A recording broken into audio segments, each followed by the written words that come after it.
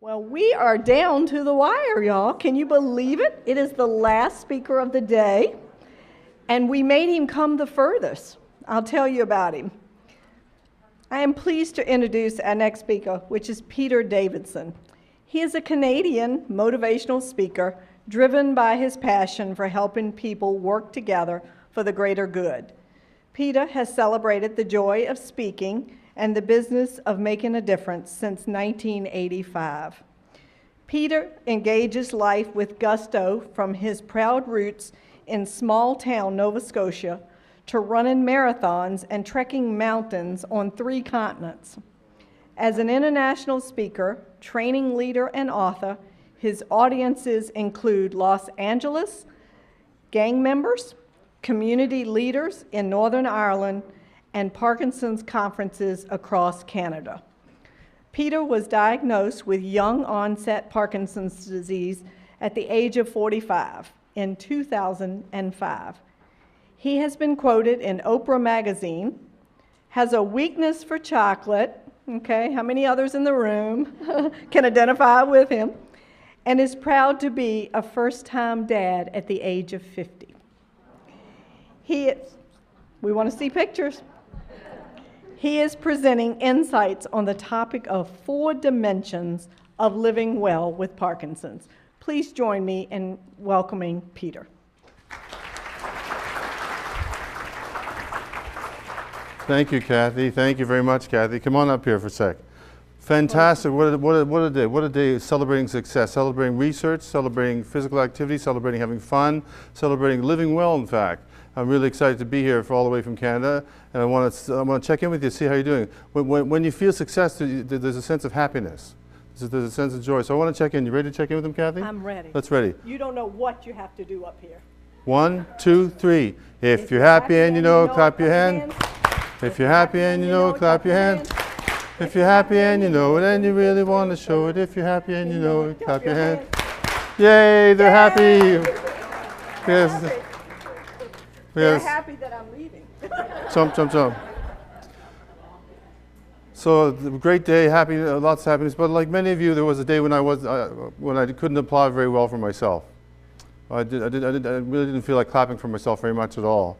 In the spring of 2005, I noticed I had a hard time writing my name. I also noticed I had a hard time brushing my teeth. I thought to myself, that's odd. So I went to my general practitioner in July of 2005 and I said, Doc, I'm having a hard time writing my name. I'm having a hard time brushing my teeth. And he looked at me and he said, that's odd. He said, I'll give you a referral to someone that might know something about it. So I met a neurologist for the first time in my life. I went in October 2005. I said, Doc, I'm having a hard time brushing my teeth. I'm having a hard time writing my name. He looked at me and he said, that's odd. But he also said, but I think I know what it might be. He said, at least I think I know what your choices are. You either have a brain tumor or Parkinson's disease. Hey!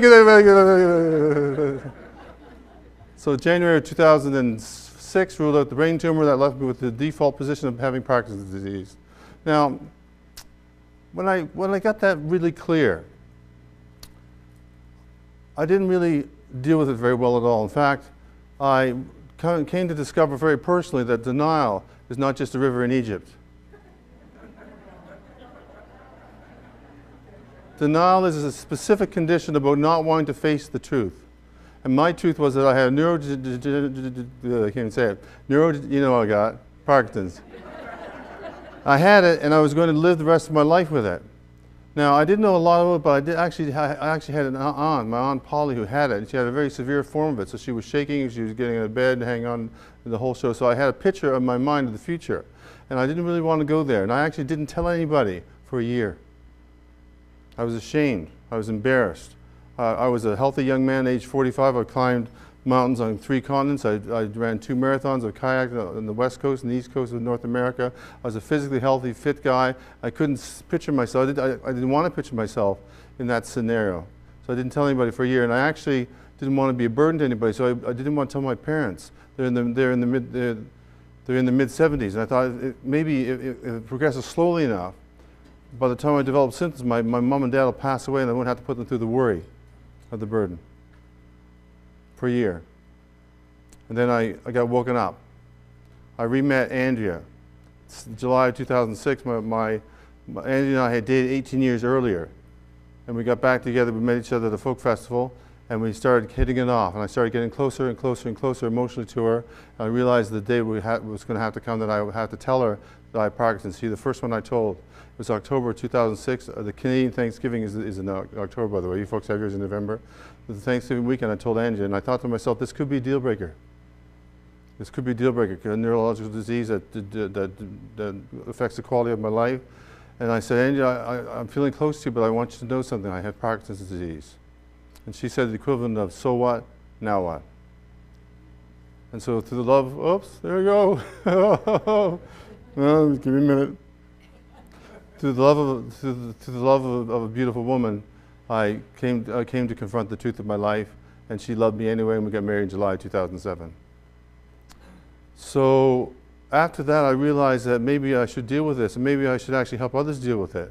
So as a motivational speaker, I used to go around and talk to people about living their life the good way, but I actually wasn't walking the talk. You know the expression, walking the talk? I wasn't walking the talk. I was in denial and not doing a very good job at it. So I wanted to bring that back to the Parkinson's community and actually share people from the stage that I have Parkinson's. In fact, the way I share it is, when I stumble out on stage, I say, folks, I just want to let you know that I've not been drinking, despite the fact it's 5 o'clock somewhere. I've not been drinking. I have Parkinson's disease, it's a neurological disorder, blah, blah, blah, blah, blah. So I do a little public education from the stage. But I wanted to share with them the 4 dimensions of living well, 4 areas of our lives, 4 categories, if you will, of our being that we can improve every day. And we talked about some of them today. Some of them I'm going to share with you as well and go from there. So I'd like to spend the last hour of the day with you talking about the 4 dimensions of living well with Parkinson's or living well with life. I'm going to give a little pantomime, see if you can guess what they might be. 4 areas of our lives, 4 categories of who we are. Here's the first one. The beach is that way. The body, so the physical. Here's the second one. The emotional, so the emotional way of being. Here's the third one.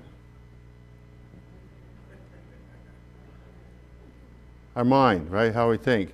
And the last one, of course, is this. Something spiritual.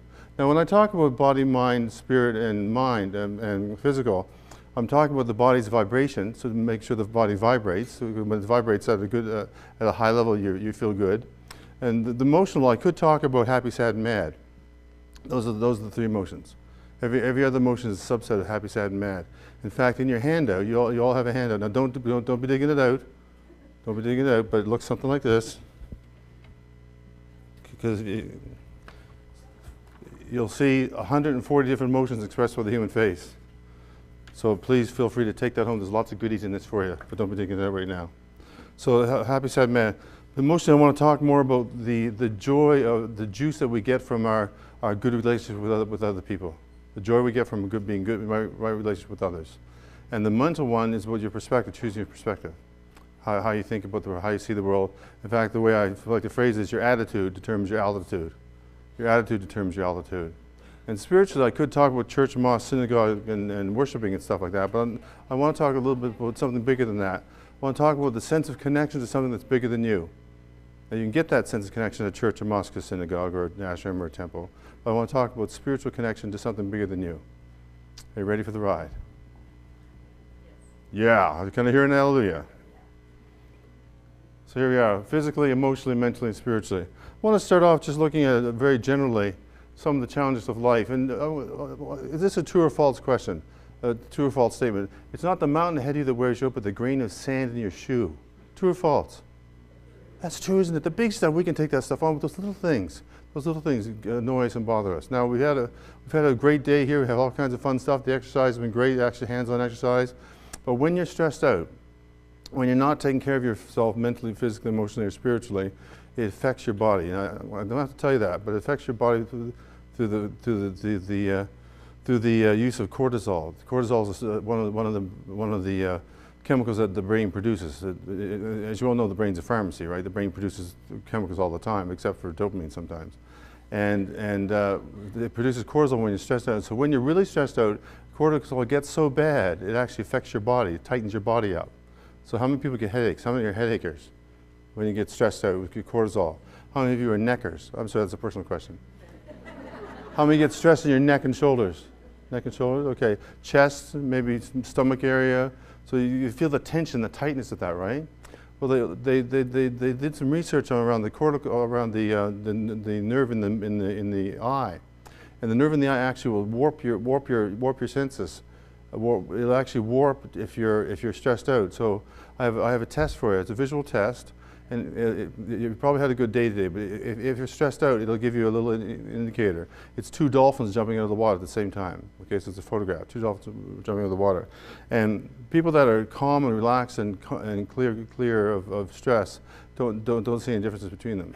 But if you have a little bit of stress, you'll see one or two differences. If you have a mild amount of stress, you'll see 2 or 3 differences. If you have a lot of stress, you'll see 4 or 5 differences, and I'll write a note to your family so you can stay here at the hotel for another week. So I'm not going to do a show of hands, but just check for yourself to see how stressed out you are. You ready? You doing okay? You okay? You're not so bad? I was worried about you. I was worried about you. So it's nice to take a break off from life, right? So you don't see too many differences. Now, if it was so easy, folks, if we were all glowworms, wouldn't it be easy if we were glowworms?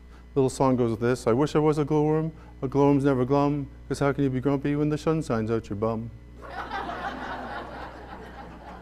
It'd be great. You can see Lynn on a Monday morning saying, "Glenn, you're glowing. Great, you had a good weekend. Good for you. Good for you. You're not too stressed out." Or poor Miriam over there saying, "Oh, baby, you're burned out. You're burned out."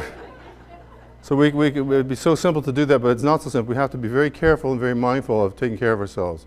So I want to share with you a couple of thoughts and ideas and tools that you might be able to use on the physical, the emotional, and the mental and the spiritual level of life. Those 4 dimensions make up who we are. We're 4 little areas of life, if you will, okay? So the first one, of course, is physically. Now, we talked about this already, so I'm not going to go too far with it. Diet, sleep, and exercise. Sleep in your handout is fantastic. There's a 7-step guide to waking up happy in your handout. There's actually an email link.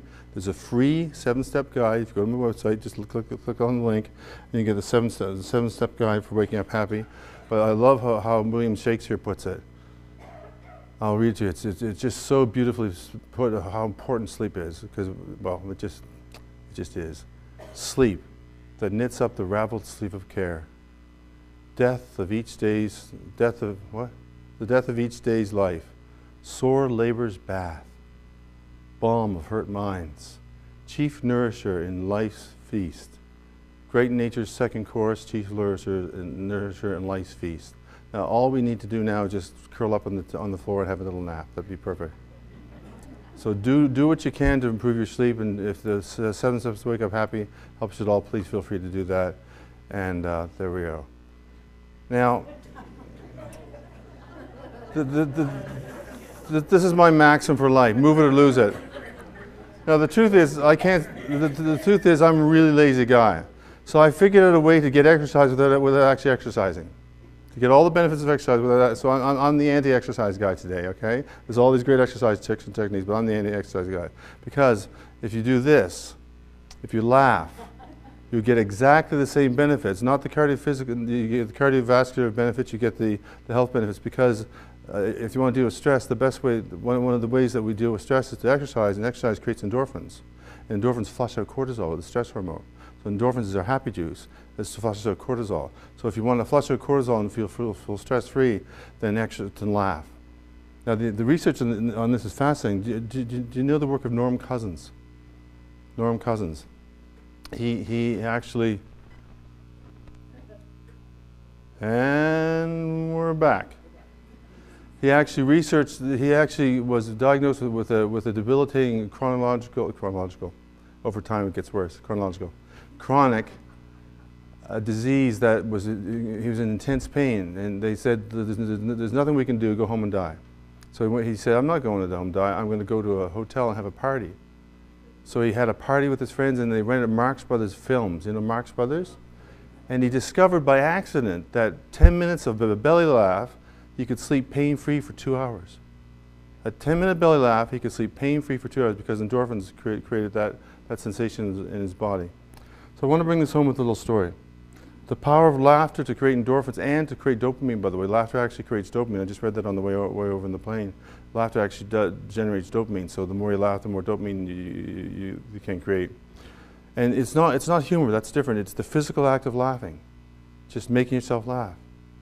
So I want a little story that goes along with this. I get to fly around a little bit because I'm a motivational speaker, so I get to fly in different situations. And one of the planes that I fly in is one of these planes that's, I call them cigar planes. They're about this big around, and I'm 6'3", and the planes are 6 feet tall. So I was on a flight for about an hour and a half on a flight, and I actually got the last flight of the day. I was bumped up to. I was leaving at 5, but I took a 3 o'clock flight. So they said, we have one more seat on the plane. I said, great, I'll take it. So I got seat 1A. Now seat 1A is right by the wall, right? So I slid in by this little lady. I'm sitting there with my knees up around my chest, saying, well, you know, this is good. This is going to be a great flight. But the little old lady pointed out the obvious. She said, why don't you sit over there in seat 1C, because you can stick your feet up the aisle. I said, great idea.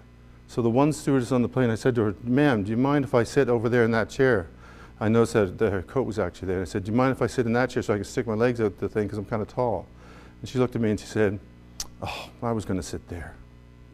I thought, oh, we're having a bad day. And then this pregnant pause where I didn't say anything. She said, oh, go ahead. And I said, you're darn right I'm going ahead. So I had to move her coat because she didn't move for me. So I had to move her coat. So she does her cart run, she does her thing, she comes over, she sits down beside me on seat 1D beside the window, and she's doing her numbers and stuff, and she's going like this with her head looking out the window. Now in language, that's a universal symptom for a headache, right? She's got this splitting headache, and she started to say how it was her 5th flight that day, and she had a terrible headache, and it's just horrible, horrible, horrible. I said, ma'am, I got something to help you out. And I reached into my bag and I held up one of these.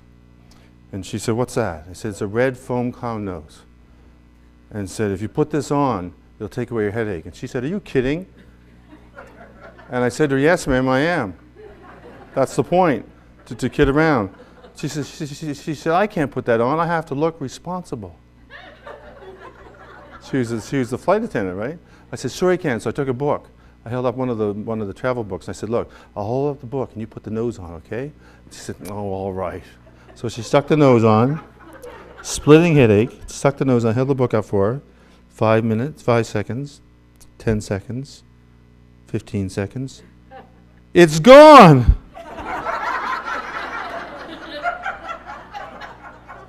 Her headache was gone. Why? Because there was enough silliness in the nose to send a message to the brain that's saying, this is silly time, this is laughter time, so let's start producing endorphins. The endorphins had to flow through her body, flush out the cortisol, and it literally washed away her headache. Literally. The power of laughter, folks. The power of laughter. Now, I wouldn't be a fine fellow if I didn't share with you a little tool today. And my tool for you is a clown nose for yourself. The little brown bag on your desk has one for everybody in the room. Crack it open right now. You want to try one on? That'd be great. We're going to do some exercises. I'll give you a minute to try one on. Extra noses, put your hand up. If you want a nose, put both hands up. If you want a nose, put both hands up. Okay, so have fun.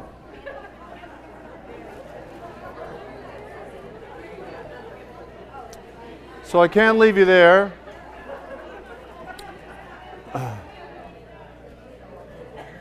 I can't leave you there. I have a little I have three things to play with. You look marvelous, darling. You're marvelous.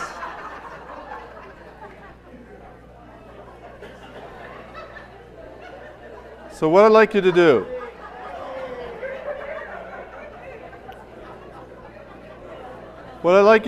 if you'd be so kind, I'd like you to treat each other like the light, foolish people that you are, and celebrate the divine within, if you will. I wouldn't mind if you shake hands with 3 people and say to them, if they're a guy, say, hello, you beautiful God. If they're a gal, say, hello, you beautiful goddess. And then wait for instructions, because I've got 2 more things after that. So stand up, walk around and shake hands with somebody. Hello, you beautiful God, if it's a guy. Hello, you beautiful goddess, if it's a gal.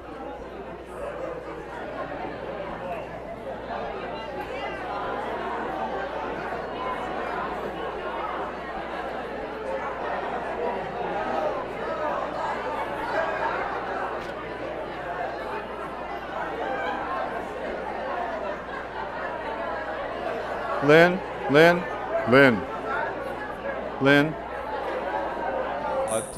Can you help me? Beautiful goddess. Can you help me with the next exercise? We're gonna do a ho ho ho ha ha ha ha like that. Okay.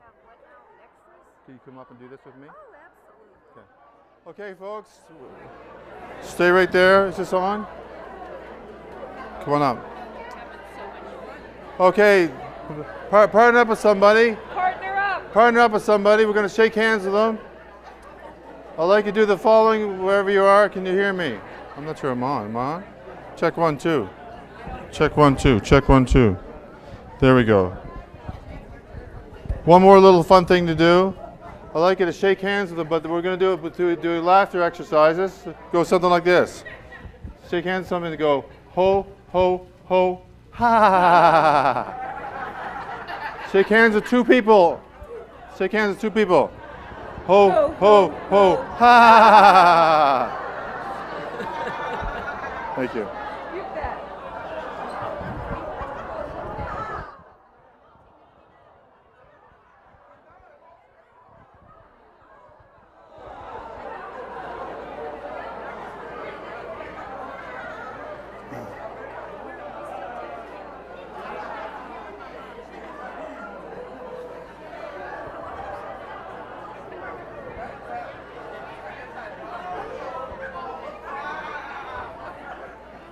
Okay, one little thing to wrap up. Check 1. One little thing to wrap up. Is this on? Okay. So a little song, just to remind you of how important the physical body is. Please sing after me. I'll sing it once. You sing the line after me. I'll sing the first line. You sing the second line, etc. You ready? Go something like this. Every little cell in my body is happy. Every little cell in my body is well. Every little cell in my body is happy. Every little cell in my body is well. Feels so good. Feels so swell. Okay, sing that whole thing, but don't sing the instructions I'm singing to you now. Okay, and if you want to add a little extra, add a little finger massage. It goes something like this. Everybody, on 1 and a 2 and a 3. Every little cell in my body is happy. Every little cell in my body is well. Every little cell in my body is happy. Every little cell in my body is well. Feels so good. Feels so swell. Every little cell in my body is happy. Every little cell in my body is well. The physical dimension of life, folks, is to lighten up. Life's too short. Life's too short not to laugh, and life's too long not to laugh. So laugh more, lighten up a little bit, and now we move to the second section. Physical dimension of living well is to lighten up. What's next? Emotional. I want to talk about being able to travel a little bit. When I travel around the world and to do my talks and stuff, I get to learn different languages and go to different cultures. And I want to share with you 2 words, 2 thoughts, 2 ideas that I think really make a lot of sense. And the words are Namaste and Ubuntu. Namaste is a greeting in India, in Nepal, in Thailand, in actually mostly Buddhist countries. It's kind of a Buddhist greeting, if you will, or a Hindu greeting. And it actually looks something like this. When you go over there, like this little guy that was in the schoolyard, for example, he just finished going like this. And they don't shake hands over there like we do in North America. They actually go like this. They put their hands together and they bow and say Namaste. It's like saying hi. Except the word Namaste actually translated into English means the light in me honors the light in you. Isn't that kind of a nice way to say Namaste? Like, basically, I'm liking your light. My light likes your light. So it's kind of a nice little connection there. So I thought that was kind of a beautiful way to greet people. The other one's called Ubuntu. And Ubuntu is a Central African term, and it means I am because we are. I am because we are. And what a beautiful sentiment when you think of Ubuntu and the research teams that are working for us. What a beautiful sentiment when you think of Ubuntu and Padraig. What do you think of, what a beautiful sentiment when you think of our caregivers that are looking after us. I am because we are. So there's a sense that we're always together in life's journey. There's a sense that we're rooting for each other and actually helping each other out. But sometimes that goes sour.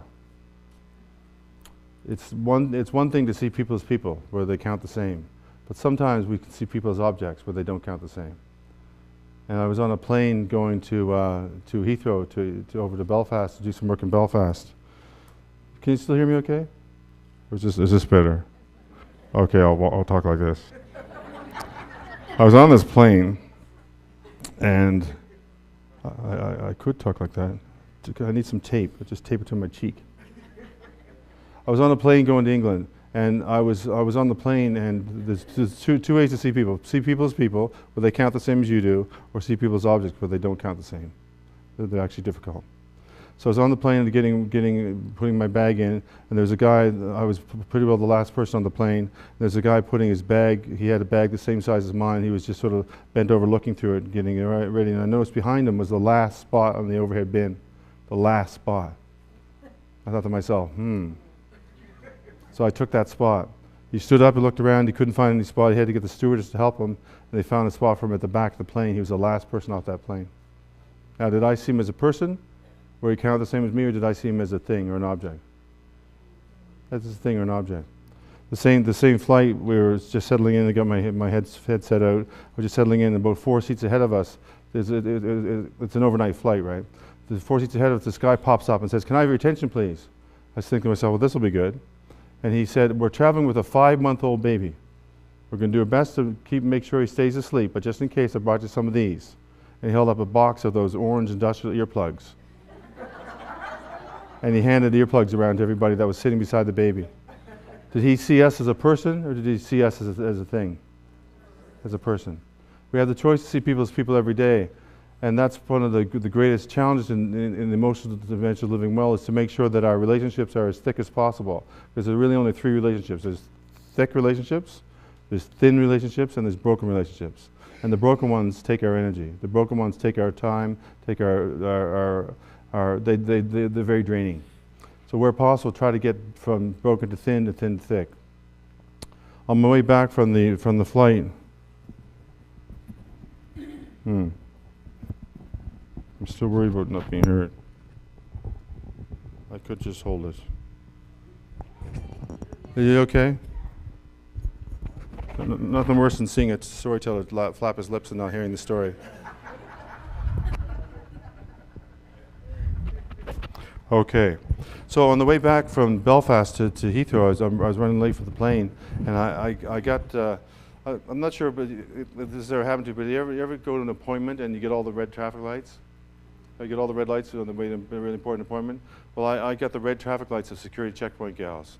She was slow as cold molasses. And the worst thing you want when you're running to catch a plane that you think is going to leave in 5 minutes is to get the worst, to get the slow person. So I got the slow person. She said the 5 words that I put my bag on the cart and went through the X-ray machine, and it came with the other side. She said the 5 words that no one in a hurry wants to hear. "Is this your bag, sir?" I thought, no, I've never seen that bag in my life, thank you very much. I have no idea who that bag is. Of course, it was mine. She puts her gloves on, and she checks the bag, and she's moving like cold molasses. She's driving me berserk. She's becoming my difficult person. She's become not a person to me, but she's become an object, a thing. And I'm getting more and more worked up, more and more troubled by that, and get all flustered by it. And on the inside, I'm going like this. "Ah, will you please hurry up?" But on the outside, I'm going like this. Just an adjustment. Adjust away. Try it there. I'll keep my head down. So there's an audience in the room, I'm sure of it. So I'm going berserk, but you can't show that, because if you show it, what do? They slow down. So I'm not showing it on the inside. I'm going, I'm going to be late for this plane. She's become my difficult person for the day. She's become the bane of my existence that day. She's become a thing, an object. So don't only get the full meal deal. The full meal deal, the airport checkpoint security, is what I call a sniff test. You know, where they take the swab. She changed her gloves. It's as if she's going to a wedding. She wants to try on some new gloves. She changes her gloves really slowly. She puts the pad down, does a little swipe test, and stands back waiting for the test. I'm ballistic. I'm going nuts. I'm pitching the door closing, saying, "Mr. Davison, please check in." And the door's closing, and my last flight to get back to Halifax. I'm berserk. But out of the corner of my eye, I noticed her vest. You know, the vest's got all those little badges and all the security things on it. But I noticed a little pink pin. You know those little pink ribbons? In the corner of my eye, I noticed a little pink ribbon. And I thought to myself, wow, I wonder if she has it. I wonder if someone she knows has it, her sister, her daughter, her mother. Then I started thinking about my friend Karen, who was just recently diagnosed with breast cancer. I thought, man, I'm sort of aware, a little bit aware of the struggle that it takes to go through that disease. And in the short space of time, all that wall that I put up, that box that I put around her, was dissolving away. And I actually could see her as a person again because I found the humanity of her. I found she's a friend or a supporter of someone with breast cancer, and she became a person to me all over again. And when she finished doing my thing, she handed me back my boarding pass. I looked her in the eye and said, "Ma'am," I was really sincere about this because I came to a place of gratitude for her for what she was doing, and I meant this. I said, "Ma'am, I want to thank you for how you so carefully checked our bags so we could fly safely in the skies today." And she looked at me and said, "Oi, we don't get many people saying that." Now, 5 minutes earlier, I said, "I bet you don't, lady." But in that moment, I saw her as a person again, and I caught my flight and got home okay. So we're challenged by this every single day, folks, to see people as people or to see them as objects. And I guess my question for you is to remember this truth, that everyone you meet is fighting a hard battle. Everyone.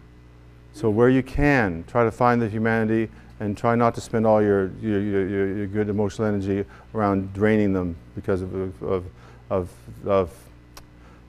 you know how they drain your energy? To get under your skin. Try not to let that happen because you get more important things to do than that. So if you have a difficult person in your life, try to find something human about them. And don't tell me it's hard to do, because I know it is hard to do, because I tried to do it with people all the time. It's very challenging to do, but if you can do it, you've mastered the emotional dimension of energy because you found our interdependent web of life. You found the namaste of life. You found the Ubuntu of life, where we share this journey together. And the more people on your side, the more we go. And the theme song for that is a very simple one.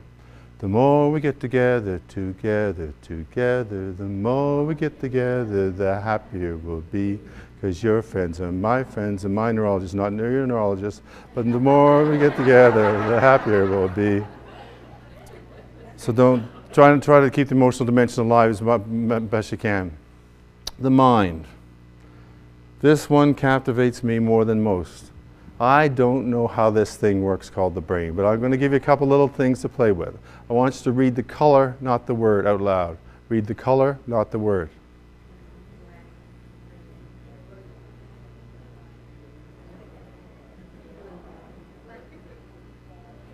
How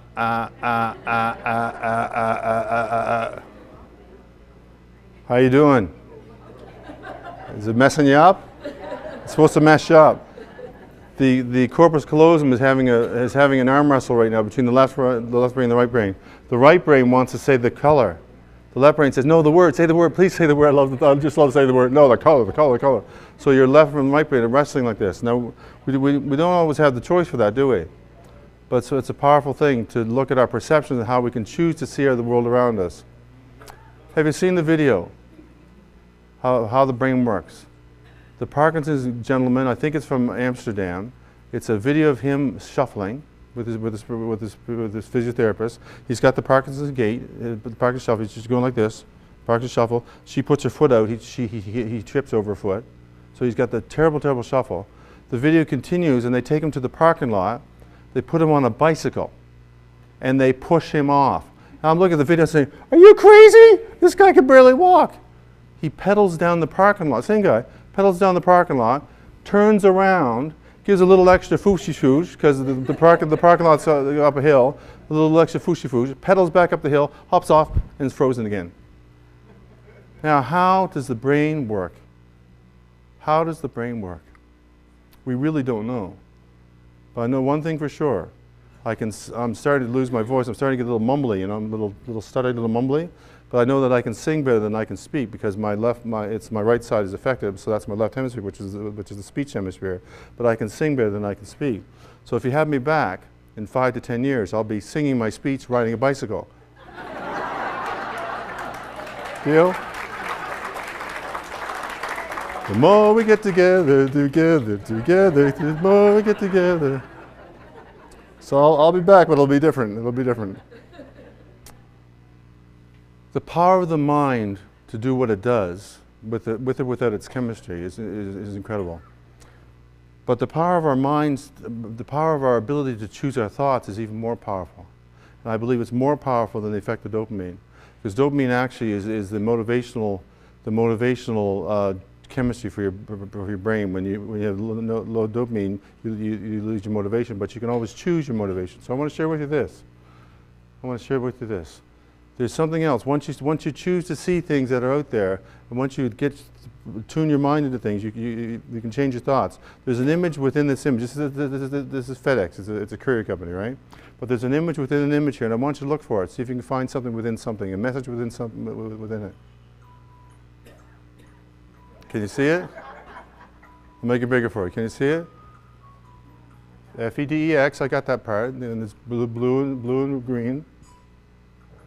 Let's look a little closer. Can you see it now? Can you see it? What do you see? Do you see the arrow? Can you see the arrow? An arrow.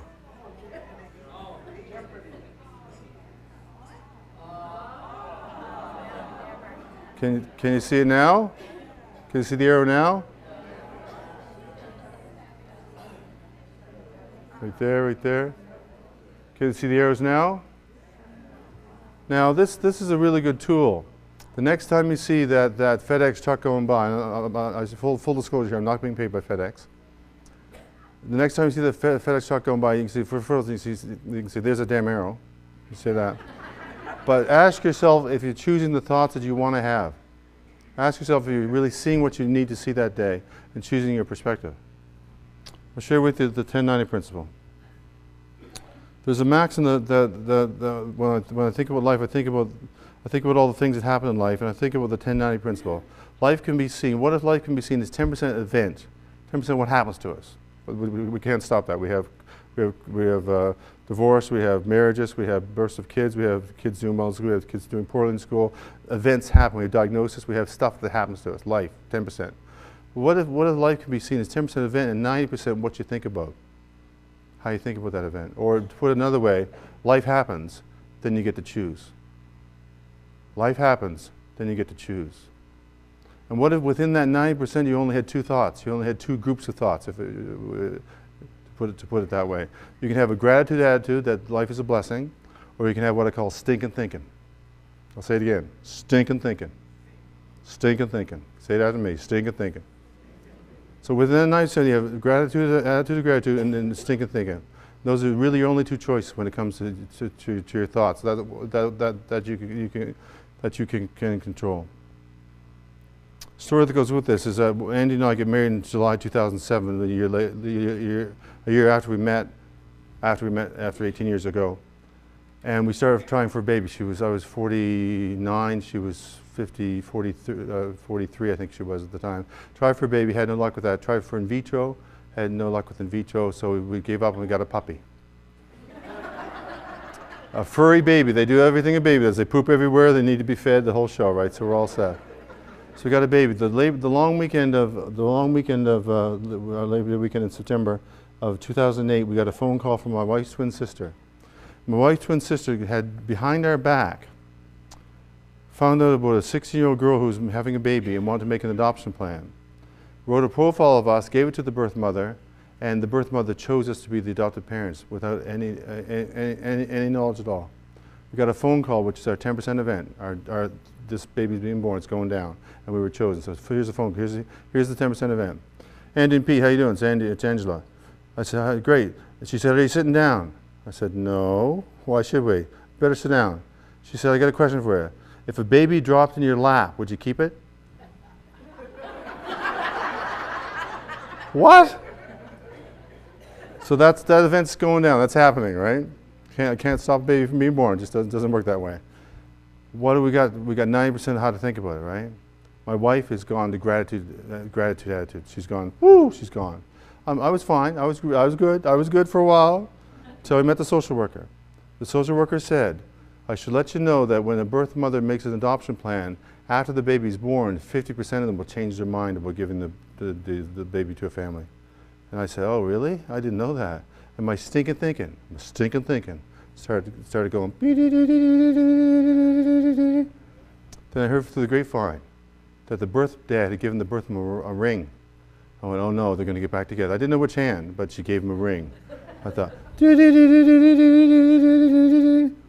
my stinking thinking kept on going. I bought a crib for the little girl or boy or whatever it was going to be, and I kept the receipt and I kept the box.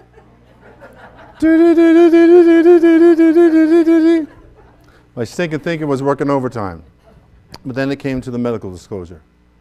And the medical disclosure, you want to know what the birth family is all about. You want to know about heart disease. You want to know about diabetes, possible family stuff. You want to know about all that stuff. But guess what? They want to know about us too. I thought to myself, what does a 16-year-old girl know about Parkinson's? She's probably seen Michael J. Fox on Oprah. Did you see Michael J. on Oprah? Was he ever disconnected that day? Did you see him?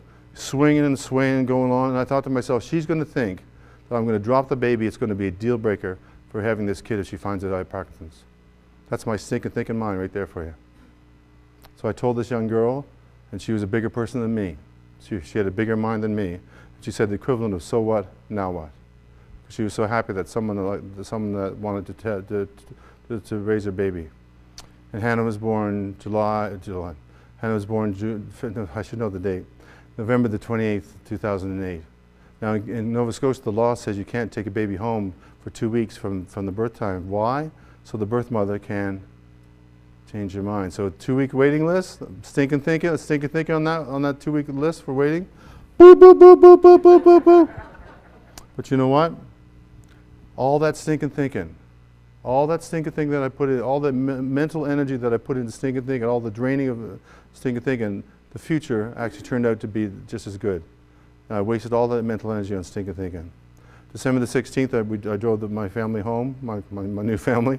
My wife was in the back with the baby, and I started to tear up with joy. It was a grim December day. I started to tear up with joy because I realized what I'd been doing was sitting on joy. All around me was beautiful. Everything was really beautiful. We have a baby. We were being chosen to have a baby, to have a family. It was incredible. But my stinking thing was like I was sitting on my joy.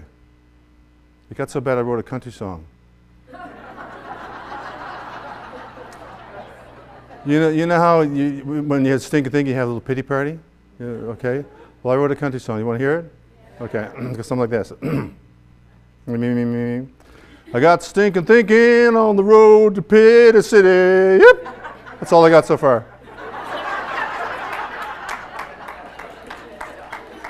I'm working on it. But here's my question, folks. Here's my question to you. Where are you letting your stinking thinking sit on your joy? Because everywhere we can look, we can find stinking thinking. If it sits on your joy, it's kind of like a waste of life. What if I told you there was a cure in 5 years from now? What kind of thoughts would you have towards that?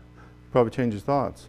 It's hard. It's hard to think about the future with Parkinson's and not have stinking thinking. I can't tell you more. You know what I'm saying? But what if you can have some gratitude for everything you have? And for me, I'm blessed to have a child who was born November 28th. And my stinking thinking is every day a reminder of gratitude. Would you like to see a picture of her? Yeah. Okay, here she is. We kept the dog, by the way. I also recycled the box. So there she is now. She's a little older now. She actually looks like this. And she's the love of my life. So I'm very blessed. But you know what? We get to choose our thoughts every day, folks. We get to choose our thoughts every day. Life is going to happen to you. Life happens, then you get to choose. You can't stop stuff from happening, but you can certainly choose your thoughts. And I want to put that back on you as a powerful reminder that we can choose our thoughts every day. Physical, emotional, mental, spiritual. The last piece is about serving something greater than you, being part of something bigger than you. And that can look like 1,000 different things to 1,000 different people. I'm blessed in my life. By show of hands, how many have heard of a family that has adopted a baby and then had their own biological child? By show of hands. Okay, the rest of you can put your hands up, because in April, a little boy was born to our family.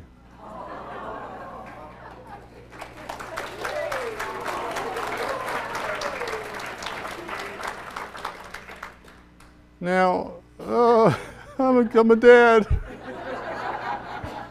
And you know what's interesting, to me, at least, is that before I got Parkinson's, I was a lonely bachelor. After I got Parkinson's, I met a girl I dated 18 years earlier, and we had kids. So after Parkinson's, my life came alive. After Parkinson's, that's crazy. I'm actually writing a book called The Gift of the Hit. The Gift of the Hit. Boom, Parkinson's. Then wait a minute, what's happening to my life? The Gift of the Hit. So this photograph is in the Canadian Parkinson's Society promotional brochure, and the quote that goes with it is this: after Parkinson's diagnosis at age 45, life goes on. Because life does go on, folks. It's true. And why is this under the spiritual thing? Because I've got something bigger to do than just think about my little troubles. I've got a kid to change diapers for. By the way, I can't smell. It's fantastic. It's fantastic. My wife will call me. My wife will go change the baby and say, "It's a big one, honey. You come up and do it. You come do this one." I can't smell a thing. I can smell roses and lavender. I think that's a wonderful gift, to be able to smell roses and lavender. That's pretty much all I can smell. So that's my promotional. We're actually poster boys for the Parkinson's Society in Canada, because life does go on. It's a powerful message for young onset folks that life goes on, as well as it is a powerful message for older folks, whatever that looks like. So the spiritual connection focus is to serve something greater than yourself, to be part of something bigger than you. That's your spiritual connection. That's your spiritual duty. That's your spiritual dimension of energy. I did a talk. I've done 6 talks across Canada with the Parkinson's Society, and at the end of one of them, the guy gave me a card. I looked it up later, and he was an artist. And he said something really beautiful that I want to share with you, because I promised I would. He said, Parkinson's is in the background of my life. It's always going to be in the background of my life, but it's not in the foreground of my life. In the foreground of my life, I'm a grandfather. In the foreground of my life, I'm an artist, so I take photographs. In the foreground of my life, I'm a volunteer. In the foreground of my life, I'm XYZ. My friend has a wonderful T-shirt that he says, it says, I have Parkinson's. Parkinson's does not have me. Same sentiment. So spiritually, I think we need to think about that. I think we need to think about that Parkinson's is part of our life, no question about that. When you're having a bad day, it seems like it's in the foreground, but guess what? It really isn't. It's just part of who we are, in the background. So the way you can keep that in the background is pretty powerful if you can do that. So spiritual living well is about having a higher purpose, serving something greater than you. As I get to travel, it's a joy to see different cultures and see different people, and just to see what they share. And I've discovered that they share 3 values that are common to all cultures. Doesn't matter how rich you are, your background, your religion, or your geography. The cultures share these 3 things: to love and to be loved. Everyone wants to be loved and to be loved. Everyone wants to do right by their family. No matter who you are, you want to be loved, do right by your family, and finally, you want to make a difference with your time and talent. This guy's taking a load of timber up the hill, and then there are no chiropractors over there. So to make a difference, to love and to be loved, to make a difference to your family, and to make a difference with your time and talent, some of the greatest gifts that people can have. And this is the Parkinson quill. I had the great honor of being to the World Congress in Glasgow. I saw the entire quill. There's a beautiful panel out there, but I love this one. Where? Don't tell me. You're kidding me. That is so cool. That is so cool. I love that thing. That's been in Scotland. Here it is there. That's so cool. Oh, I love that. My favorite was this one. Living la vida dopa. Din da, living la vida dopa. That's my favorite. But that's so cool that she's over there. So here's my hearty invitation to you folks. Here's my hearty invitation to you, if I can get this up here. World Congress, October 3rd, 2000, Montreal. Please come to Canada in 2013. Would you do that? It's wonderful to be part of the World Congress because you're part of something much, much bigger than yourself. 3,000 souls, some with PD, some caregivers, some researchers, some clinicians, some doctors, some of the world's leading experts in the disease. It is an inspiring event because it's on the leading edge of the future, and the future brings hope. Powerful stuff, powerful, powerful stuff. So please come to Montreal. Now I want to talk about this. This fellow was born in 1833 and he died in 1896. Those are numbers, right? But there's something that's really powerful. It's his little dash. See that little dash? This is part of the spiritual thing about making a contribution to something bigger than yourself. It's about the dash, and the dash of life. His name is Alfred Nobel. He started a World Peace Fund, right? Remember, maybe you're familiar with this Peace Fund? Well, he had the notoriety of... What time is it? Oh, good. He had the notoriety of being... Okay.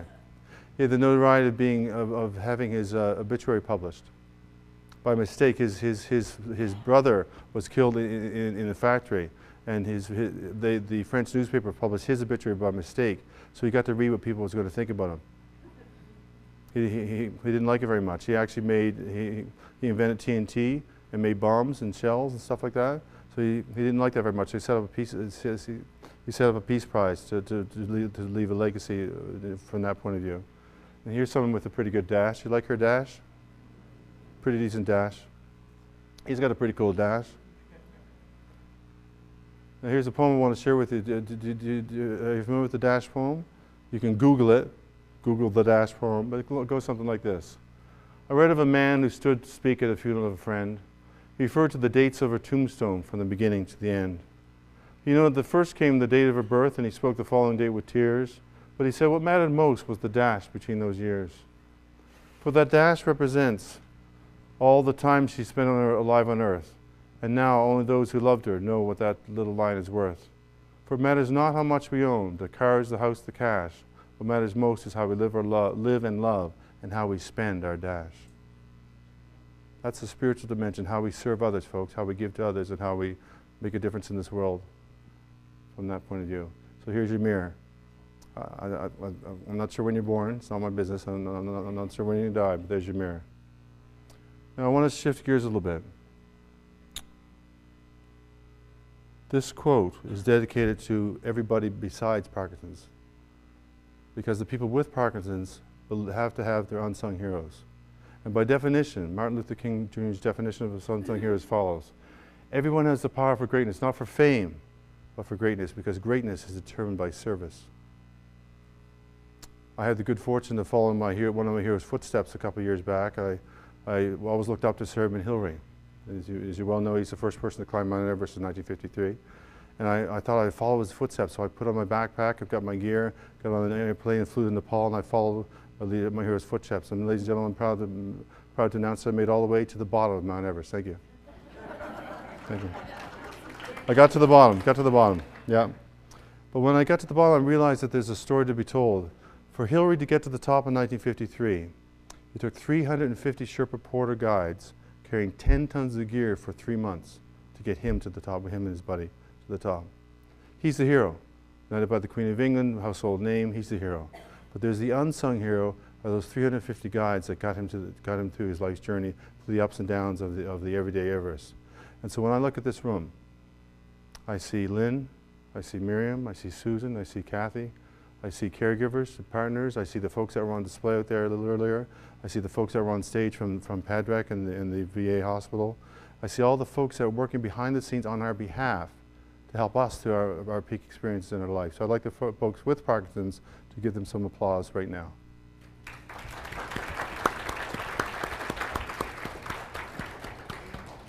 You are unsung heroes, folks, and you make a difference in our lives for a reason, for a season, and sometimes for a lifetime. That's the spiritual dimension of living well. And here's a great quote for you. You make a living by what you get. We know you're paid to do this. But the fact is, you make a life by how you give to us. And we thank you for the dash of your life. So thank you very much for doing that on behalf of all of us. Physically, folks, lighten up. Life's too short. If that means physically laughing every day, you know, it's actually not hard to do that. If you carry this nose with you, and you're stuck in traffic, and people are trying to cut you off all the time, just beep your horn. Whoa. Stick on your nose, beep your horn, and they will let you in front of them every single time. It always works. If you have a hard time getting to sleep, lighten up, put the nose on, and your monkey mind, you know, the little monkey mind about getting to sleep, the little worry mind, about, like for the poor organizer for today, we didn't get any sleep last night because I'm worried about all the details. The little monkey mind, the little monkey mind will go away, and you can fall asleep with a light heart. You fall asleep with a light heart, you have a deep sleep. If you want to give one to your partner, you can take it from there. So lighten up, folks. Life is too short. Emotionally, see people wherever you can, because people are there for you, and remember that everyone you meet is fighting a hard battle. Mentally choose your perspective. Life happens, folks. That's a fact.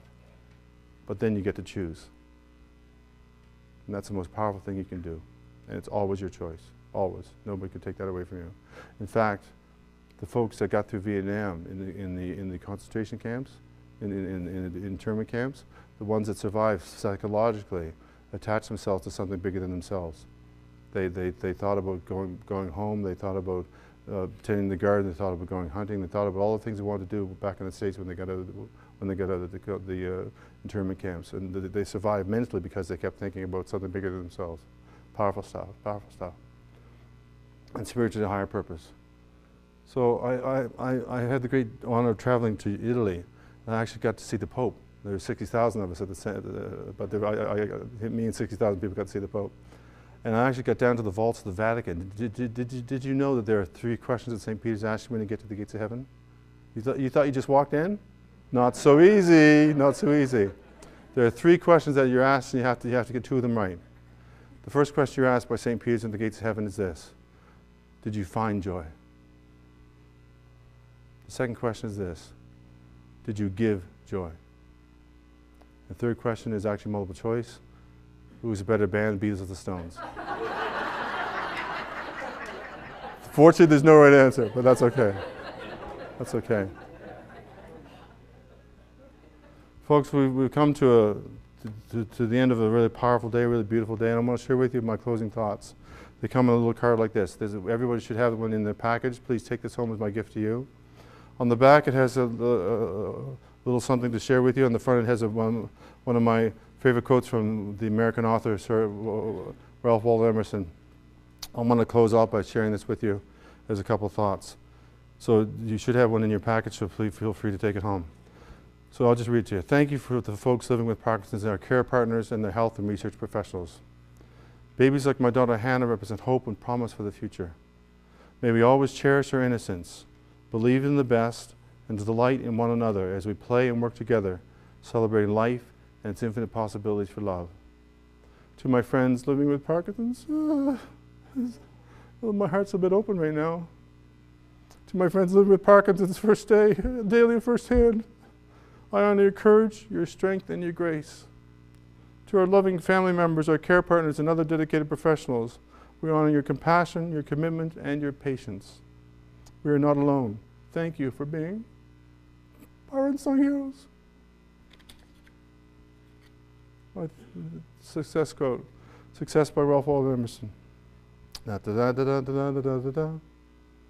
To laugh often and much, to win the respect of intelligent people and the affection of children, to earn the appreciation of honest critics and endure the betrayal of false friends, to appreciate beauty, to find the best in others, to leave the world a bit better, whether by a healthy child, a garden patch, or redeemed social condition, to play with enthusiasm, sung with exaltation, to know that even one life has breathed either because you have lived. This is to have succeeded. Folks, you're going to go forth from this place. You're going to go back to your daily lives. I hope you still stay involved with the organizations. There's a lot of supports, a lot of really good stuff. Sign the Parkinson's Pledge.